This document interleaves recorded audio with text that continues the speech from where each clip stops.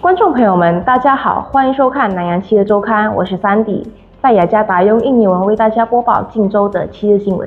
Menurut data Global Automotive Sales Ranking, pada Juli penjualan grosir mobil baru di Indonesia turun 18,3%, secara tahunan menjadi 60.552 unit.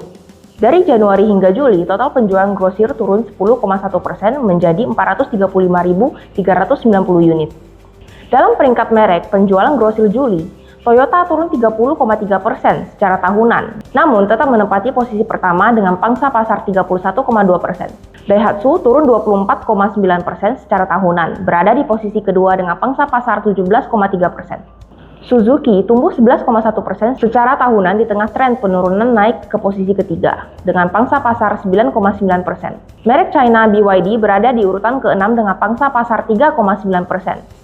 Sementara Chery berada di posisi ke-9 dengan 2,6%. Menurut laporan Nextop Vietnam pada tanggal 13 Agustus, Asosiasi Produsen Mobil Vietnam (PAMA) merilis data yang menunjukkan total penjualan anggota asosiasi pada Juli 2025 mencapai 31.739 unit, turun tipis 1% dibanding bulan sebelumnya. Namun struktur pasar mengalami perubahan yang signifikan. Yang paling menonjol adalah kinerja mobil hibrida dengan penjualan menembus 7.112 unit pada bulan tersebut, melonjak 72% secara tahunan dan mencatat pertumbuhan tercepat di antara semua jenis kendaraan. Data ini mencerminkan meningkatnya kesadaran lingkungan konsumen Vietnam dengan semakin banyak pembeli mobil melihat model hibrida sebagai pilihan ideal untuk beralih dari kendaraan berbahan bakar konvensional menuju mobil listrik murni. Menurut Indo Paparazzi, pada tanggal 14 Agustus, Menteri Pertanian Indonesia Andi Arman Sulaiman bersama dengan Gubernur Jawa Barat Deddy Mulyadi mempertanyakan apakah pembangunan pabrik BYD dari China bersama dengan VinFast dari Vietnam di Subang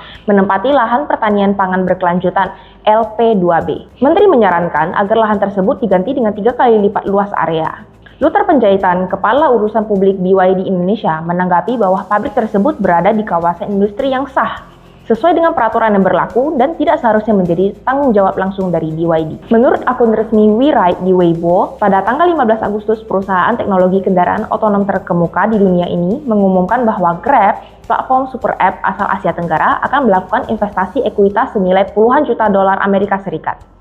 Investasi ini diperkirakan akan rampung paling lambat semester pertama tahun 2026 dengan waktu finalisasi ditentukan WeRide sesuai dengan jadwal dan kondisi transaksi yang dipilih. Menurut Yuehua Station, pada 15 Agustus, sejumlah dealer Ford di Ho Chi Minh City dan Haiphong mengunggah gambar stasiun pengisian cepat DC dengan logo pabrikan mobil Amerika tersebut yang mulai dipasang. Langkah ini dilakukan menjelang peluncuran perdana mobil listrik Ford di Vietnam Mustang Mach-E pada pertengahan Agustus. Menurut laporan Thailand China Network, pada tanggal 16 Agustus, Kereta Api Negara Thailand (SRT) bersama dengan Kereta Api Tanah Melayu Berhad (KTMB) menggelar rapat bersama SRT KTMB dan mencapai sejumlah kesepakatan penting terkait kerjasama perkereta-apian lintas batas.